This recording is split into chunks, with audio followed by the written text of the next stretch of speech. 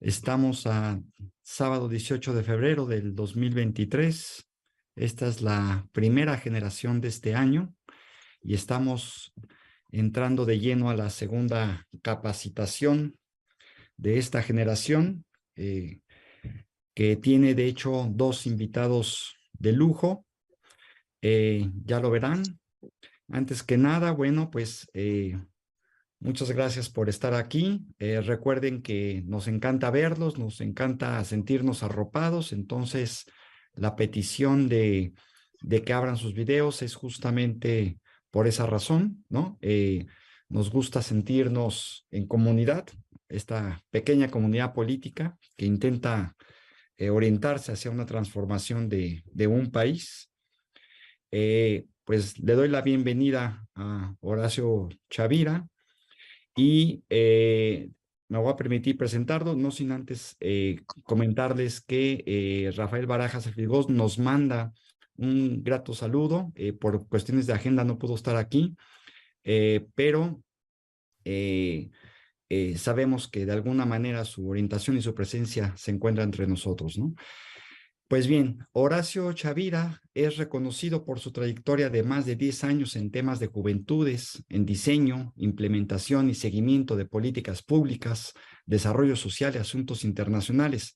Experto en gestión de proyectos de alto impacto, estrategias de comunicación, resolución de conflictos y construcción de metodologías.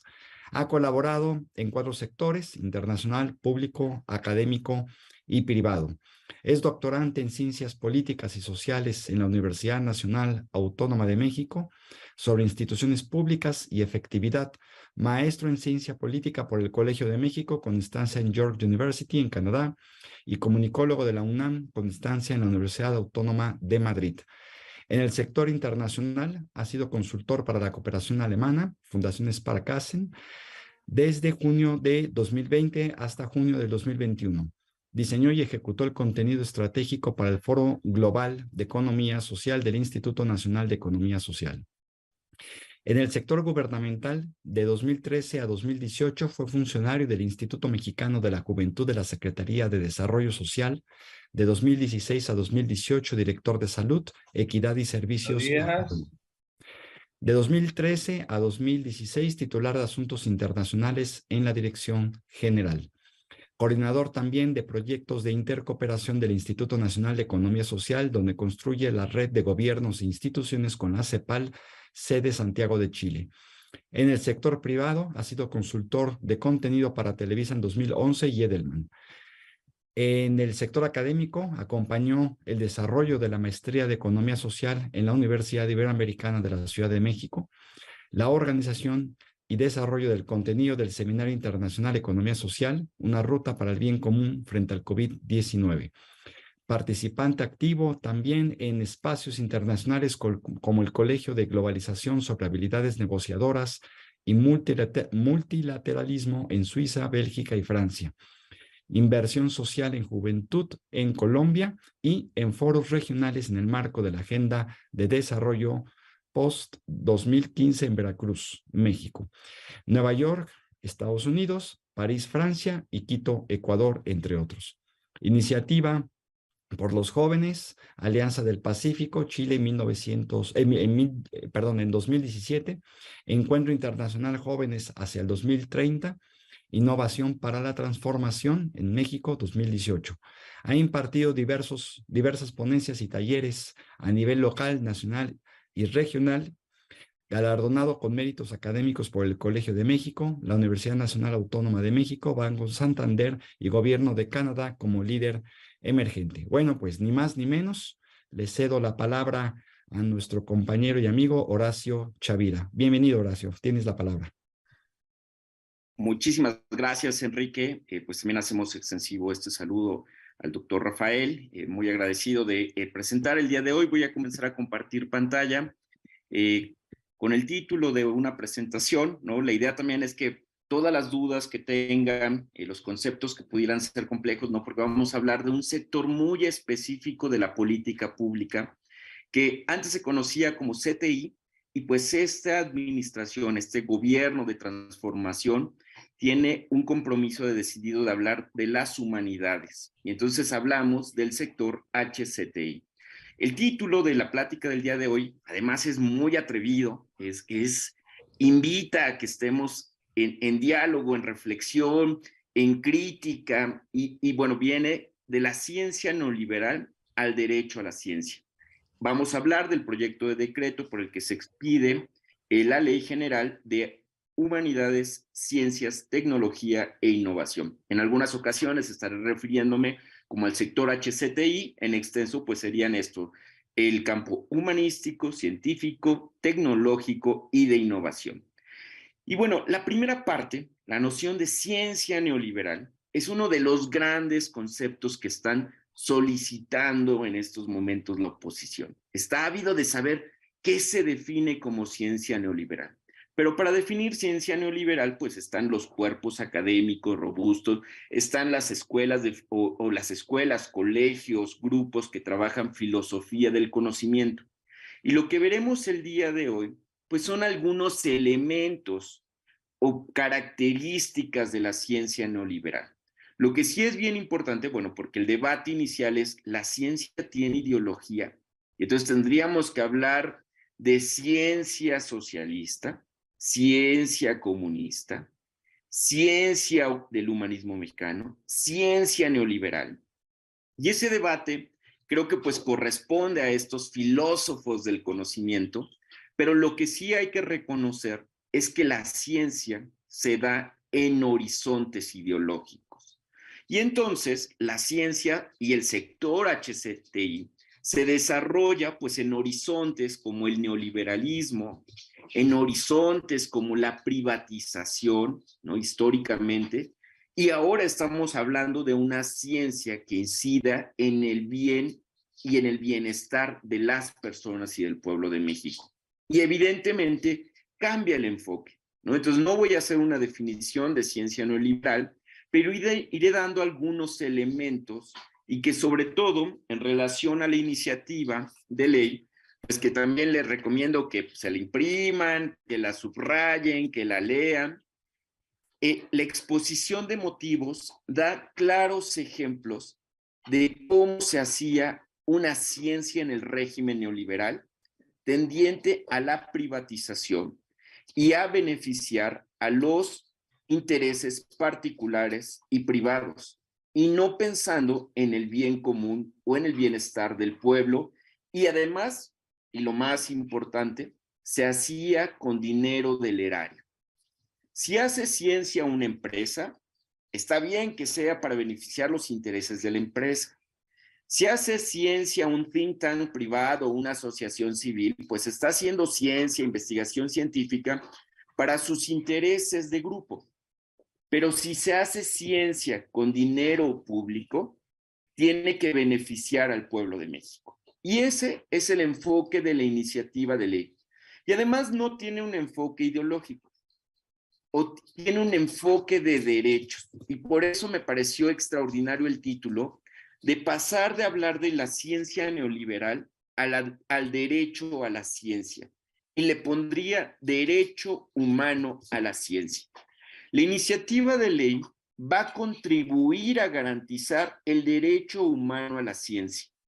Pero este gobierno de transformación reformó en 2019 el artículo 3º constitucional, y ahora por derecho constitucional todas y todos los mexicanos tienen derecho a gozar de los beneficios derivados de la investigación científica y el desarrollo tecnológico.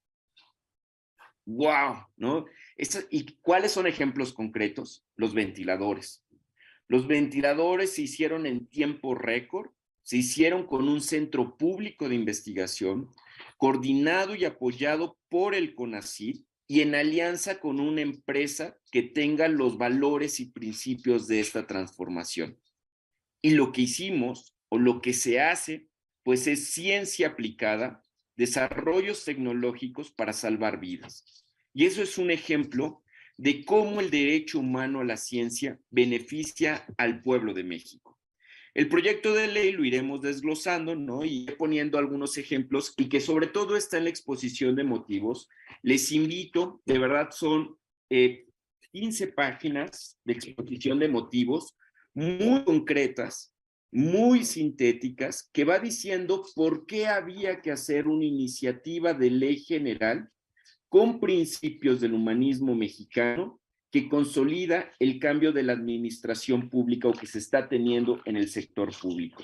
Y les voy a ir dando ejemplos en esta exposición de motivos, ¿no? Que se presenta al Honorable Congreso de la Unión, está actualmente en la Cámara de Diputados para revisión, discusión y pues para todo el proceso. Inicia en Cámara de Diputados, va a Cámara de Senadores y tenemos pues toda la expectativa de que este año tengamos la primera ley general.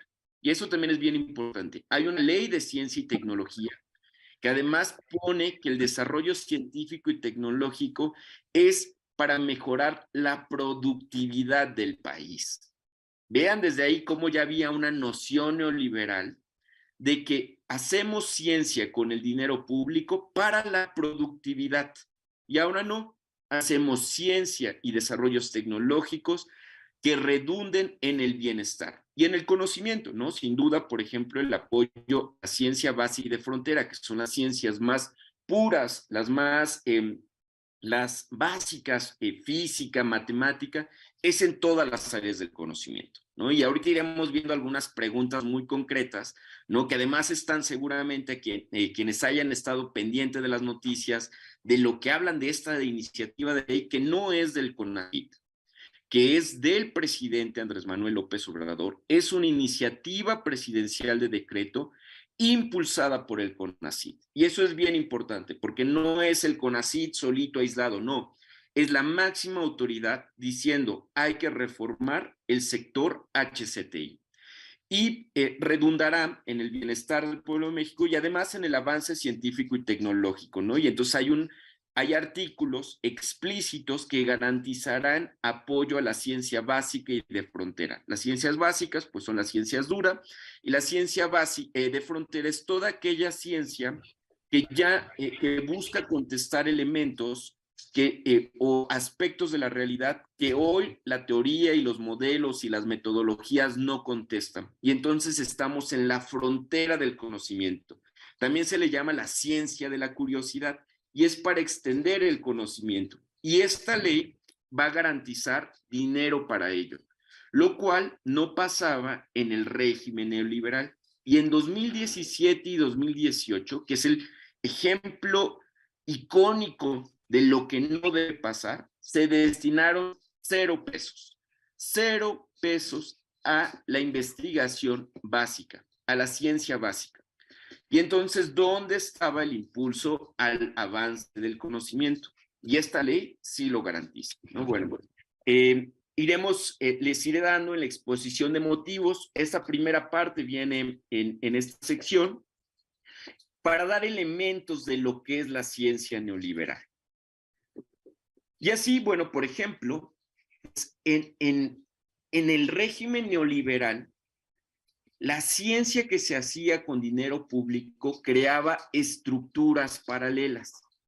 Y entonces, por ejemplo, la investigación, ¿no? Los servicios para que opere la política pública, como los de comunicación, la organización de encuentros, se rentaba a empresas privadas y no la hacía el Consejo Nacional de Ciencia y Tecnología, que es el órgano encargado de ejecutar y coordinar el sector en el país.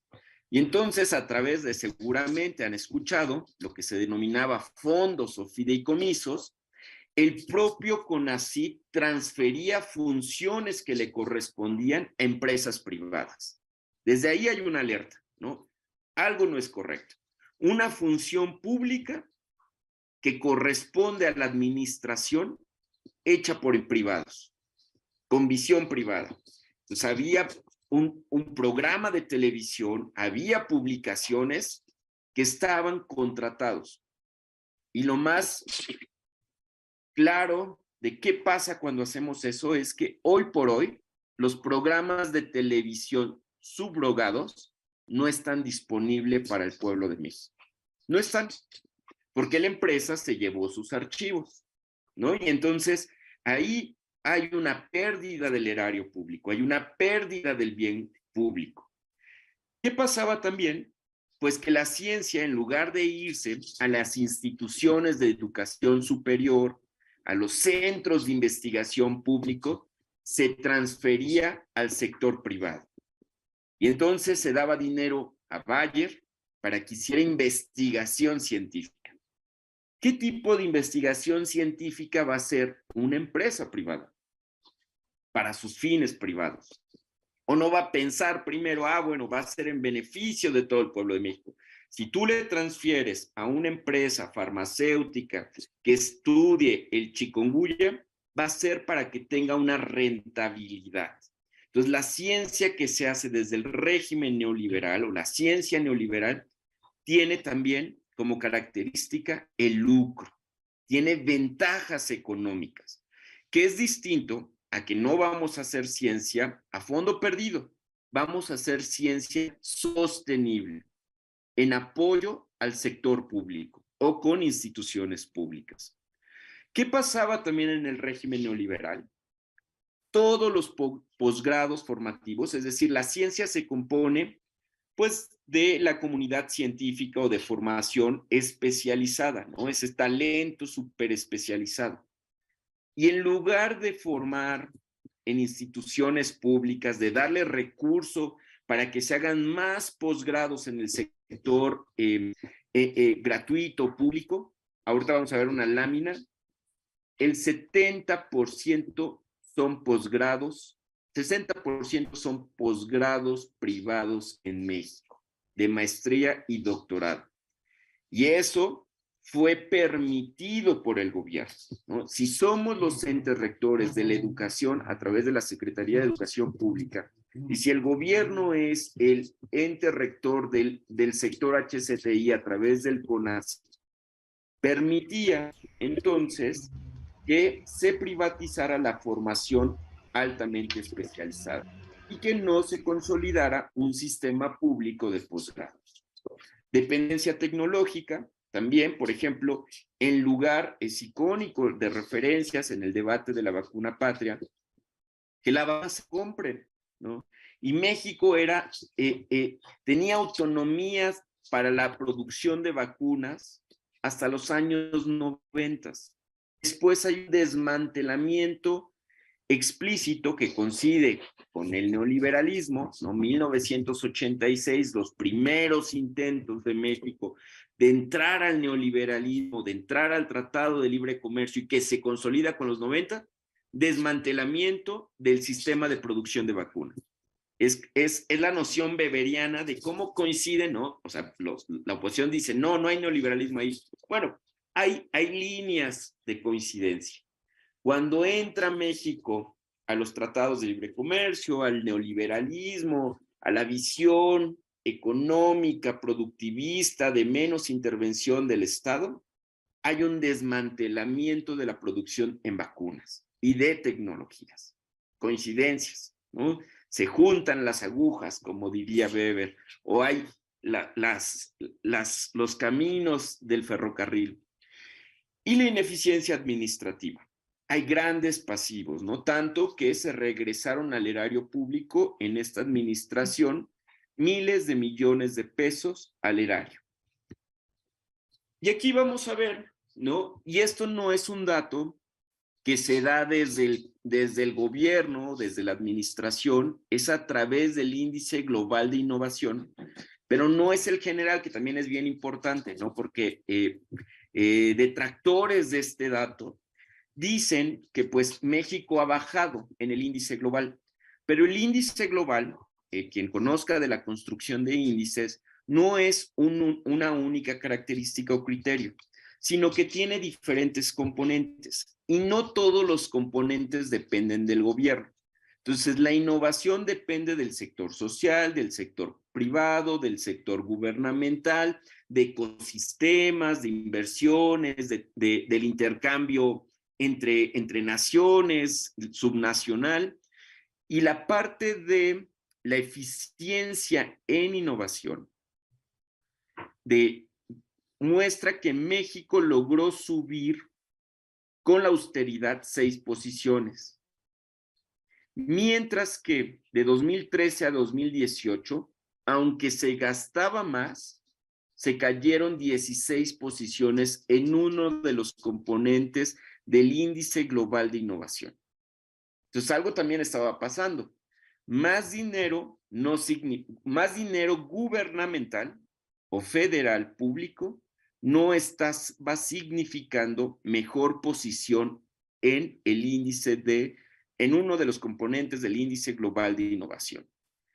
Y tenemos el dato, les invito, también les daré una serie de ligas al final, en la propia comparecencia de la titular del CONACYT, en alguna de las mañaneras, ella muestra cuál es el componente y cómo hemos crecido desde 2018 en un contexto de austeridad republicana, 6 niveles en eficiencia de innovación, o 6 niveles en este componente del índice global. También se tiene el registro que hasta 2018, en un periodo, había una transferencia de 45,000 millones de pesos a más de 4,000 empresas, ¿no? Y esta es una gráfica que también extraje de esta presentación pública que hizo la titular del CONACYT en una de las mañaneras, que se le destinó dinero a Bayer, a Intel, a BW, a Monsanto, a BMW, y además todo esto se hacía a través de 91 fideicomisos. Y en el país, en todo el país o en el gobierno, existían más, tengo ahí el dato de más de 120 fideicomisos. 91 estaban en el CONACYT. Suena también raro, ¿no? Había, o sea, los fondos o los fideicomisos, que es un mecanismo financiero que genera una bolsa de dinero que no tiene estructura orgánica, es decir, que están como en el aire, no le pertenecen específicamente a alguien, los fondos sectoriales, por ejemplo, sino que comparten la regulación del uso de ese dinero, pero además esa regulación se crea institucionalmente, ¿no? Para que uses dinero del fondo necesitas mandar un correo y firmar una carta. Estoy llevándolo caricaturescamente. Pero es decir que las reglas del uso del fondo son decisiones institucionales, es decir, personas exfuncionarias o en ese momento funcionarias. Y entonces, pues ellos decidían cómo manejar los recursos de esos 91 fideicomisos, porque no entran en el sistema de vigilancia hacendaria. Y entonces, pues ahí ya hay alertas, ¿no? 91 bolsas de recursos disponibles y de ahí, comprobados, 45,000 millones de pesos se fueron a empresas privadas. Esa es una característica de la ciencia neoliberal. La ciencia que se hace a través de privados y con dinero público. Si lo hacen ellos con su propio dinero, no le vamos a decir a nadie que no lo haga, ¿no? Refrescos amarillos. ¿Quieres investigar cómo quieres que el agua sea más burbujeante? Con tu dinero.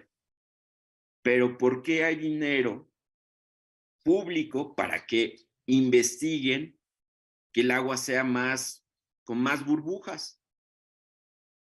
Y eso es en beneficio de todas y todos. Incluso es en detrimento de la salud pública. Muchas veces. Entonces hay todo un debate también en una de las agendas que se está emprendiendo en esta administración que tiene que ver con la alimentación sana, ¿no? Y ahí entra el glifosato. Entonces tenemos empresas como Monsanto, como Bayer, que impulsan el uso de agrotóxicos para la agricultura e investigaban al respecto. Entonces investigaban ellos si su producto daña o no la salud, pero representa un negocio. O sea, pues ese es el fin de una empresa. ¿Qué tanto es legítima la información que brindan estas investigaciones autorrealizadas donde dicen no daña la salud? Y este es el gran debate en términos del glifosato, por ejemplo, ¿no?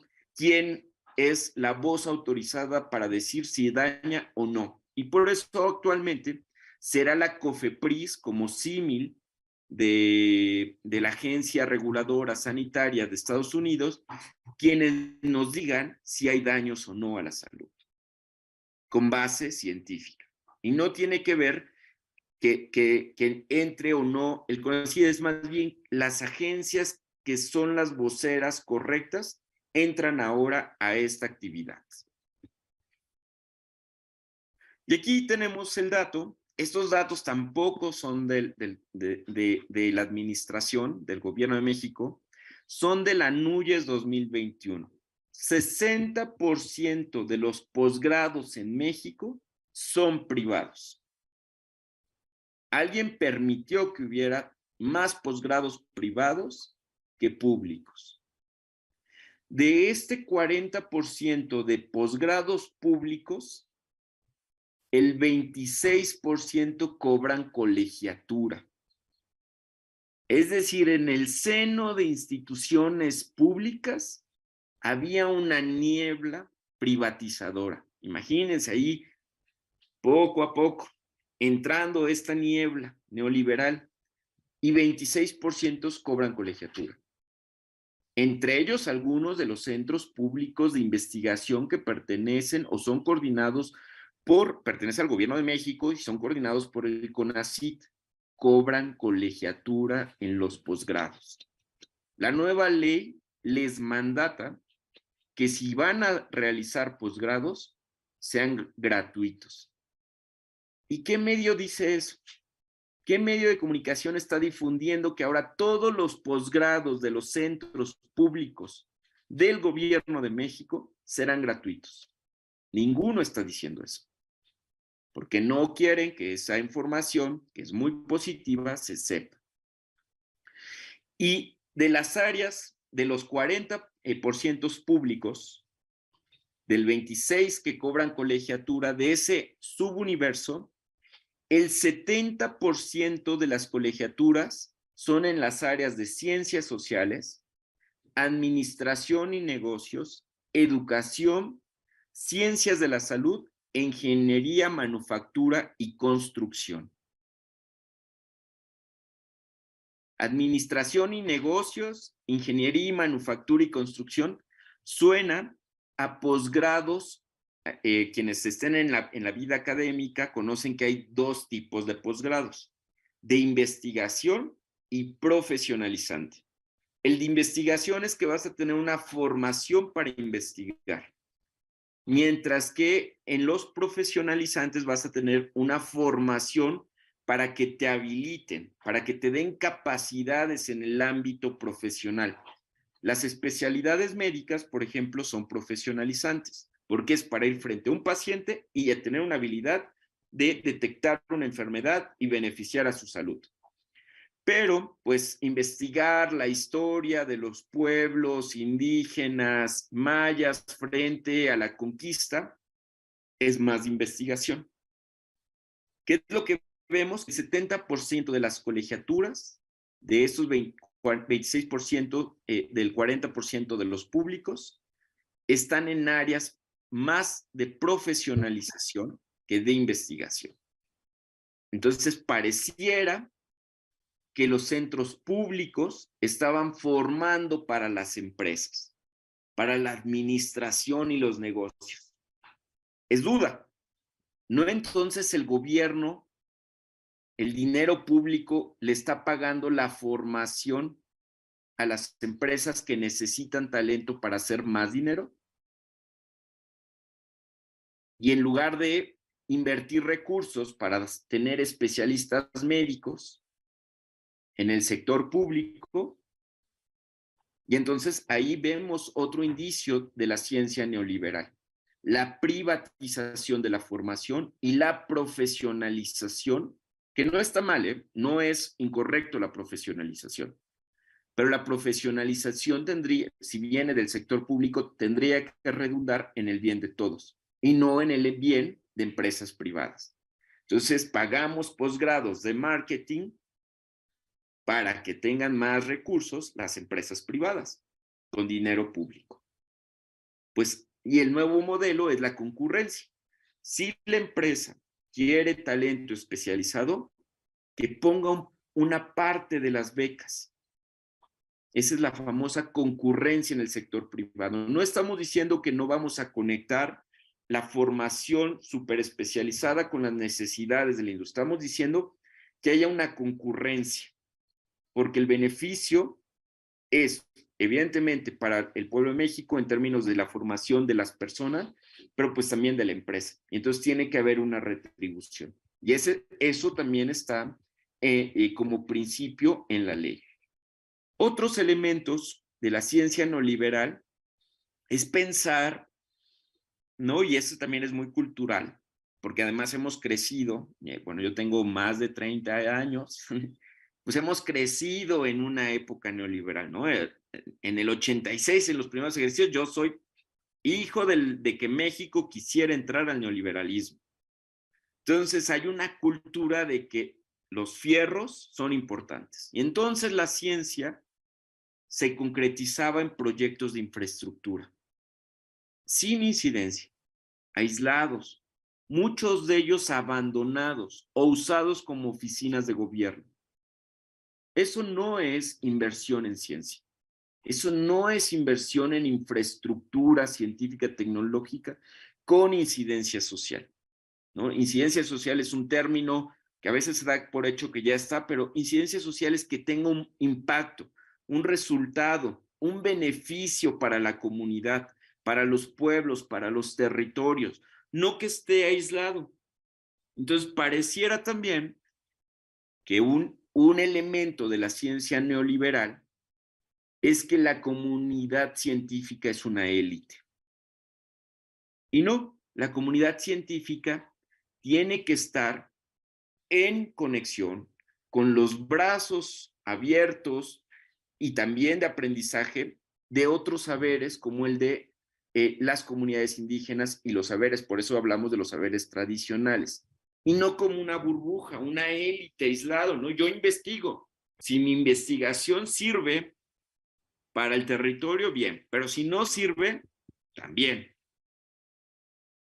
Entonces, eso es lo que se está buscando cambiar o que está como un, no sé cómo decirlo, porque está como espíritu de la iniciativa de ley. ¿Qué es lo que se ha hecho? Y también eso, retomo esta lámina también, porque algo que tiene la iniciativa de ley general del presidente Andrés Manuel López Obrador es que no habla sobre ideas, ¿no? Es vamos a cambiar en un futuro a ver cómo funciona. No, habla sobre hechos. Desde 2018, desde todo 2019, se comenzaron a hacer estas transformaciones del sector HCTI. Y por eso, pues, le va comunicativamente como le va al sector, porque pues se pisaron muchos intereses. Pero la iniciativa de ley ya refleja la recuperación del posgrado público. La iniciativa de ley consolida la reconstrucción del Sistema Nacional de Investigación con pertinencia para el bien común, humanista. Que el posgrado público, las becas del CONACYT, no se manden o no se soliciten a través de una oficina de las universidades. Que no sabemos, ¿no? Pero es raro que haya una oficina intermediaria pidiendo las becas CONACYT. ¿Por qué no directo? Yo que estudio mi posgrado, Yo renuncié a mi beca para mi doctorado y para estar en actividades, pero o sea, alguien pidió mi beca en mi maestría. ¿Cómo la pidieron? ¿Cómo la decidieron? Pues no sé. Pero ahora alguien puede ir directamente a la plataforma del Gobierno de México y pedir su beca. Y entonces no hay intermediarios. Y esto está en la iniciativa de ley. Y este gobierno tiene un histórico de apoyo a personas dedicadas a las HCTI de 128,000 personas. Histórico. ¿Dónde está la reducción, el ataque, la desaparición de la política HCTI? Más bien, tiene otros criterios. Pero hoy por hoy, más personas beneficiadas es el número histórico de personas apoyadas. Becas en salud, becas de posgrado, el SNI, más de 10,000 en la última convocatoria, nuevos SNIs, y un aumento del 46% si tenemos de referencia 2016. ¿Quién dice eso? ¿Qué medios dicen eso? ¿No? Nadie. No sabemos por qué no lo dicen si el dato está ahí. Son datos comprobados, robustos, con evidencia. Y no lo quieren decir. Y entonces la iniciativa de ley toma de base aspectos ya realizados. Y ahora sí, pues eso era un antecedente pues para dar algunos como elementos o algunas como pinceladas de lo que es la ciencia neoliberal. Porque la ciencia neoliberal pues le corresponde pues su debate y su definición pues a esta filosofía del conocimiento o a estos centros especializados, y por eso solo he dado como algunos criterios, particularidades: la privatización, el beneficio económico realizado a través de entes privados, particularizando servicios que le corresponden a el gobierno federal, ¿no? Algo nos dice que pues es una ciencia que se hacía en un horizonte ideológico de productividad. Y el 13 de diciembre de 2022 se remite el decreto o el proyecto de ley del presidente Andrés Manuel López Obrador con el aval de la Consejería Jurídica, con la revisión de la Secretaría de Gobernación, dirigido al presidente de la mesa directiva. Y bueno, también hay una de las grandes críticas. ¿Por qué hasta ahorita? Pues porque hay un proceso de construcción, ¿no? Una de las grandes críticas dice: no se consultó la iniciativa de ley. 2019, 2020, 2021 y 2022, con una pandemia de por medio, más de 70,000 personas e instituciones han participado en los diálogos y en la construcción de consensos de la iniciativa de ley. Tomó tiempo, ¿no? Y además se presentó al Consejo General del Sector, que es presidido por el presidente. Desde 2019 le instruyó la ley general, se le encarga al CONACYT. 2020 y 2021 hacen todas las mesas de trabajo, y 2022 pues entra también a la revisión de los primeros proyectos, y en finales de 2022, noviembre, se presenta la versión final o prefinal, ya revisada por la Consejería Jurídica, a este órgano colegiado que es el Consejo General de HCTI. Este órgano colegiado no está solo el CONACYT, está la Secretaría del Medio Ambiente, está la Secretaría de Salud, está la Secretaría de Educación Pública, está la Secretaría de Energía, la Secretaría de Comunicaciones y Transportes, la Secretaría de Relaciones Exteriores, además representantes de la iniciativa privada, si no mal recuerdo, Coparmex y Concamín, representantes de los centros públicos, 2 académicos en su titularidad de persona individual, y la titular del CONACYT. Es decir, la iniciativa de ley se presenta en un órgano colegiado en su versión previa al 13 de diciembre de 2022, que se remite ya el proyecto de decreto. ¿Cuál es el fundamento? Pues primero el artículo 27 de la ley orgánica, la iniciativa como proyecto y sobre todo, bueno, el dictamen, no hay un dictamen hacendario de impacto, eso también es bien importante, la ley no está fuera del contexto de los procesos, está cumpliendo todos los pasos para que sea una ley y un proyecto robusto y sólido y tenga una discusión en ese nivel, con seriedad y con rigor. La iniciativa de ley garantiza el derecho o contribuye a garantizar el derecho humano a la ciencia de la fracción quinta del artículo 3º de la Constitución Política de los Estados Unidos Mexicanos. Es una política articulada por el Estado mexicano en la materia y el Estado ejerce la rectoría indispensable para el desarrollo nacional y el bienestar de la población. Y aquí es bien importante, la ley contribuye a garantizar el derecho humano a la ciencia, porque el derecho humano a la ciencia ya es una garantía en el artículo 3º constitucional desde 2019. Aquí solamente hay mayores lineamientos, mayores principios, y es una ley que combina lo orgánico, ¿no? Para quien supongo que en el diplomado están viendo también estos conceptos, que es una ley de principios, ¿no? O una ley como se hacía en el constitucionalismo postrevolucionario, con incidencia social, pero tiene elementos orgánicos, es decir, organiza al sector. Y entonces, por eso habla del CONACYT, por eso habla de los centros públicos, por eso habla del Sistema Nacional HCTI, por eso habla de la creación de un Sistema Nacional de Información del sector HCTI. Está organizando y está brindando los mecanismos para que la política funcione. Y por eso combina elementos orgánicos.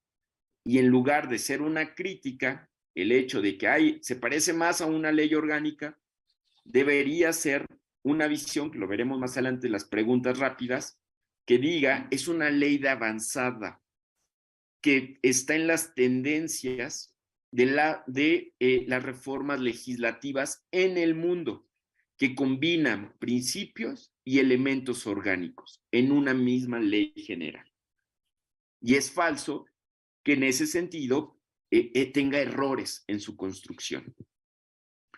Un poco de los antecedentes jurídicos, ¿no? Pues aquí viene toda la creación. Vean, quiero que nada más pongan atención en el 2009, decreto por el que se reforman, adicionan, derogan disposiciones de la ley en ciencia y tecnología. Les decía, hay una ley, no es general. La ley general, la diferencia es que tiene o su alcance es en todos los niveles.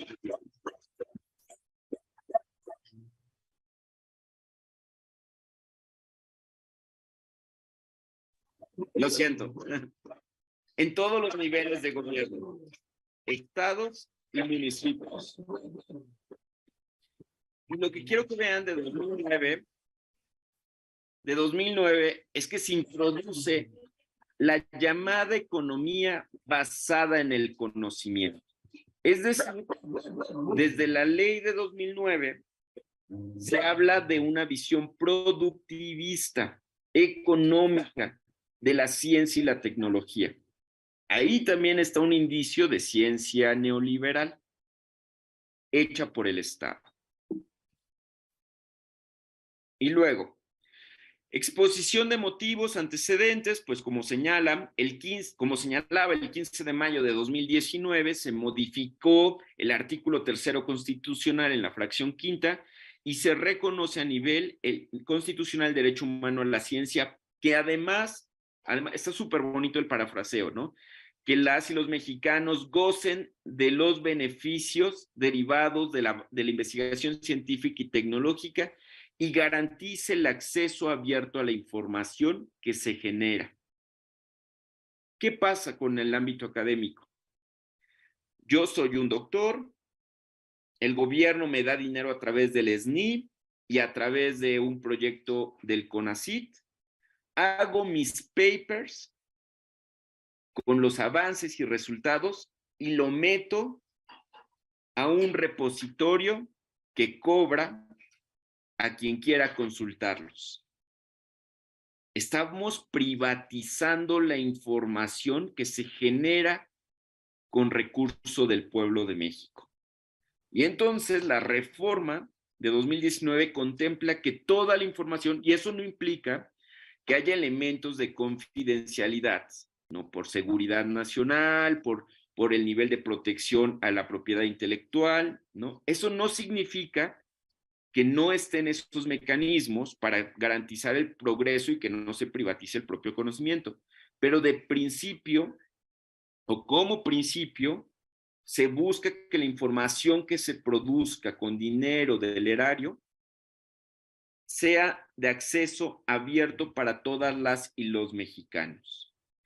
Y también se reformó el artículo 73 constitucional, es decir, se activó la llave para que el Congreso de la Unión pudiera legislar en el ámbito de ciencia, tecnología e innovación y consolidar así el sistema nacional.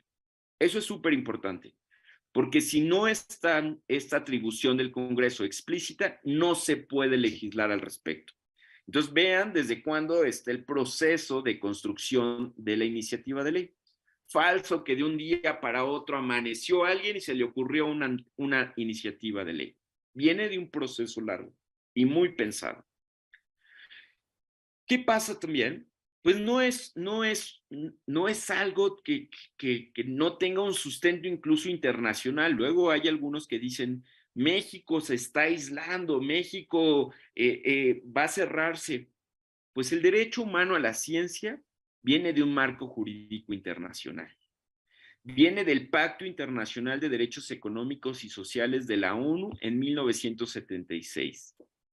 Viene del Comité de Derechos Humanos, una recomendación del Comité de Derechos Económicos, Sociales y Culturales que emite una observación general el 25 de abril de 2020.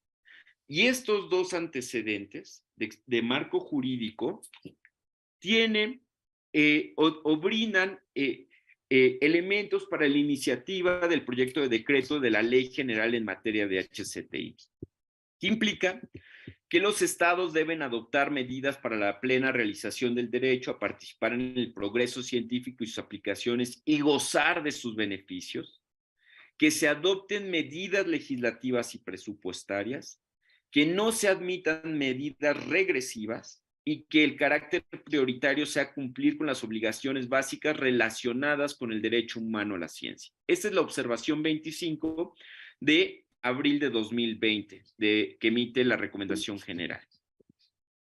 ¿Qué más viene? Eliminar leyes que limiten injustificadamente el acceso de las personas a las instalaciones, servicios, bienes e información relacionados con las ciencias y sus aplicaciones. Eliminar leyes que limiten el acceso de las mujeres y las niñas a la esfera de ciencias y tecnologías. Y ahí también algo, en ese nivel de crítica están los medios que dicen que la iniciativa de ley general les va a prohibir a las mujeres entrar al sector HCTI. Totalmente falso o arbitrariamente falso. La iniciativa de ley, al revés, tiene una perspectiva de género en muchos de sus articulados, desde la constitución de los órganos de gobierno de los centros públicos de investigación, desde buscar justamente acciones que impulsen el acceso de las mujeres, niñas y adolescentes al interés de la ciencia y la tecnología. Ahí es una noción de vocaciones científicas. Eliminar limitaciones de libertad de investigación. Otra cosa que también están diciendo, ¿no? Ahora se está prohibiendo, va a haber censura en la investigación. Falso. Hasta les voy a decir el artículo donde esta iniciativa de ley dice que el Estado garantizará la libertad de investigación, de cátedra y de expresión. En la ley, por ley. Si el Estado no cumple eso, va a estar haciendo una violación de derechos. No voy a leer cada uno de estos, pero aquí también, o sea, no es un asunto únicamente de México que falten especialistas médicos. En el mundo faltan especialistas médicos. Y la recomendación de la ONU es velar porque los profesionales de la salud estén debidamente capacitados. No es un asunto que, ay, México olvidó solito y no tuvo capacidad para responder al COVID. En el mundo no había médicos. Y eso es bien importante y también nadie lo dice así de claro. Y ahora sí, y aquí les invito, sobre todo, a leer, es una ley, además muy amena de lectura. Un segundo.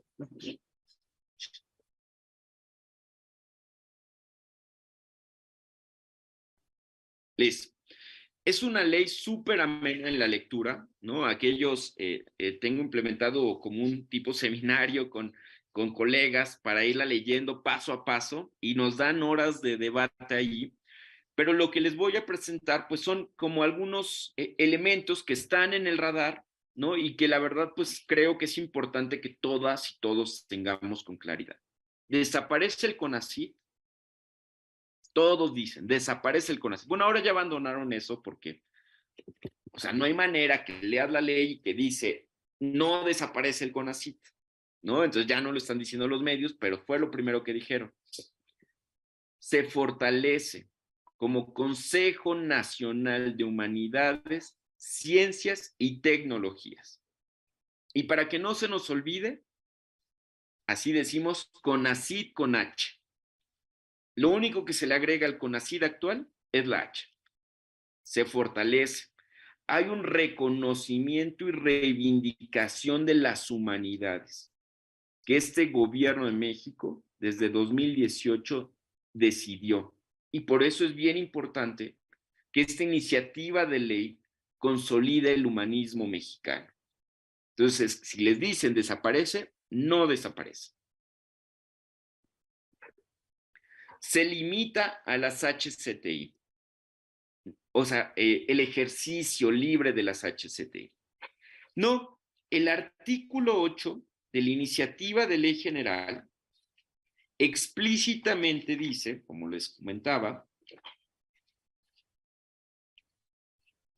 el Estado debe garantizar las libertades de investigación, de cátedra y de expresión necesarias para el desarrollo de las humanidades, las ciencias, las tecnologías y la innovación. En consecuencia, promoverá y respetará la libertad de las personas humanistas, científicas, tecnólogas e innovadoras para discutir ideas de manera libre e informada, para intercambiar y difundir y divulgar datos, para reunirse, asociarse y colaborar en los planos nacional e internacional, para realizar actividades de investigación en condiciones que garanticen su independencia de juicio técnico y permitan corroborar sus resultados. No es limitativa, no censura. La ley no dice qué es ciencia y qué no es ciencia. La ley establece criterios, lineamientos y principios de cómo podemos incidir en beneficio de las y los mexicanos con la ciencia que se hace con dinero público. Es bien distinto. Y luego, desaparecen los centros públicos de investigación. Seguramente ahí vieron en el proceso un cuadrito, título, desaparecen los CPIs. Falso. El artículo 77 de la iniciativa de ley los reconoce por primera vez en este grado. Instituciones fundamentales para alcanzar y consolidar la independencia científica y tecnológica del país. Y además, en la sección de los centros públicos de investigación, bueno, ahora se van a llamar solo centros públicos, porque no solo hacen investigación, hacen desarrollo tecnológico, hacen proyectos de innovación, ¿no? Entonces, es más justo llamarles solo centros públicos. Se les reconoce que gozan de autonomía técnica y de gestión y que podrán tener mecanismos para generar sus propios recursos. Eso es bien importante, porque pasó con algunos centros públicos de investigación que pues generaban sus propios recursos, pero como si fueran empresas privadas. Centros públicos de investigación que trabajaban como si fueran think tanks, ¿no? Que venden sus servicios de investigación, cobran y ellos mismos se ponían y definían cuánto recurso extra se le daba a un investigador por haber llevado ese proyecto. Son incentivos económicos. Se limita el presupuesto en HCTI. Falso, ¿no? Ahí también hay todo un debate porque dicen, no dice el 1%. Nunca, nunca, nunca en la etapa neoliberal que defienden y neoliberales que defienden el 1%, nunca ni se acercó al 1% del PIB en inversión en HCTI. ¿Qué es lo que garantiza la ley? Es que lo que se destine en un año es el punto de referencia para el siguiente. Mandata que el presupuesto federal siempre sea progresivo y sin posibilidad de regresiones. Eso está increíble. Porque la noción de alcanzar el 1% o intentar alcanzar el 1%, pues es incluso, además de que es un indicador muy neoliberal, y que ya hay todo un debate de hablar del PIB como referencia, pues es muy ambiguo, mientras que aquí es lo que se invierta, el siguiente año tiene que ser mayor y no se permiten las regresiones. Y además convoca a las entidades estatales a que también destinen recursos públicos para las HCTI y reconoce, les invita, abre la posibilidad de la concurrencia en el financiamiento por parte de privados, que también eso es súper importante. No estamos aislados con esta iniciativa para colaborar con la iniciativa privada. No es falso eso. De hecho, ya hay algunos de los sectores privados que se han pronunciado positivamente por la iniciativa de ley. Raro, ¿no? Incluso que sean la iniciativa privada dice, órale, está padre la ley, mientras que investigadores dicen, no, no está bien, porque nos limita con los privados. Pues entonces no hablas con los privados o con quien dices que hablas. Se disminuyen los apoyos a estudiantes. Falso. Y ahí es donde se fortalece el sistema público de posgrados. Todos los centros públicos que conformen el Sistema Nacional de Centros Públicos deberán de dar posgrados gratuitos. Y además la ley mandata que el estado de becas universales para quienes, ahí tengo un typo, disculpen, para quienes estén en posgrados públicos de investigación. Nunca se había dicho así. Todos aquellos que estudien por el progreso del conocimiento en un posgrado público van a tener una beca del gobierno de México. Ya quisiéramos que eso dijeran los medios. No propicia la rendición de cuentas. De hecho, hasta prohíbe los fideicomisos, que permitían opacidad y reconoce y mandata órganos de vigilancia. No es una propuesta de ley general correcta desde la visión constitucionalista, legislativa, normativa. Está en tendencia y conjunta principios y aspectos orgánicos. Y pues hasta esa primera parte, ¿no? de esta primera hora de exposición, ¿qué es lo mejor para conocer la iniciativa? Leerla. Hay toda una sección en la página que les estoy poniendo abajo, donde pueden ir a consultar directamente para que no, así como no va a haber intermediarios para que el gobierno de México dé becas a las y los estudiantes, que no haya intermediarios al conocer la Ley General en materia de humanidades, ciencias, tecnologías e innovación, que no sean los medios, o que si sean medios, pues sean medios que pues también tengan buena robustez, ¿no? Les voy a poner un video muy cortito que habla sobre justamente la iniciativa de ley y pues con eso estaría cerrando la parte de exposición. Un segundo. La iniciativa de ley de humanidades, ciencia, tecnología e innovación, presentada por el presidente Andrés Manuel López Obrador el pasado 13 de diciembre, es la primera en su tipo desde hace 20 años.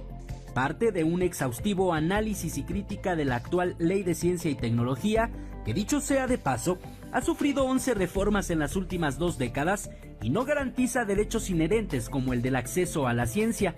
Este derecho humano, que si bien en el ámbito internacional ya estaba reconocido en múltiples instrumentos que ya eran obligatorios, por cierto, para el Estado mexicano, pues no estaba,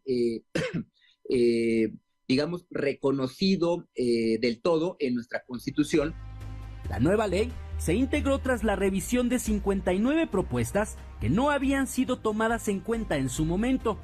En su conformación participaron los titulares de los 26 centros públicos de investigación, universidades públicas y privadas, académicos, investigadores, instituciones públicas y organismos sociales y privados. El resultado fue la ruptura de paradigmas. Eso es cierto, hay una intención de democratizar los diferentes espacios del sistema de ciencia y tecnología y también pues de orientar las diferentes actividades en la materia que reciben apoyos públicos precisamente al interés público, al bienestar del pueblo de México o a la atención de una serie de problemáticas nacionales pues que no podemos dejar pasar o hacer como que no están.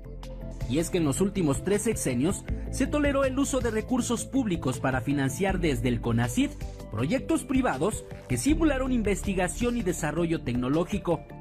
Con la nueva ley, esto dejará de suceder, porque ahora se propone la implementación de programas nacionales estratégicos con los que se atenderán agendas temáticas en materia de salud, agua, educación, cultura, vivienda, soberanía alimentaria, agentes tóxicos, cambio climático y muchos otros tópicos de interés y valor social. El artículo 134 constitucional establece los principios para el ejercicio del gasto público. Debe ser eficiente, efectivo, debe ser transparente, ¿no?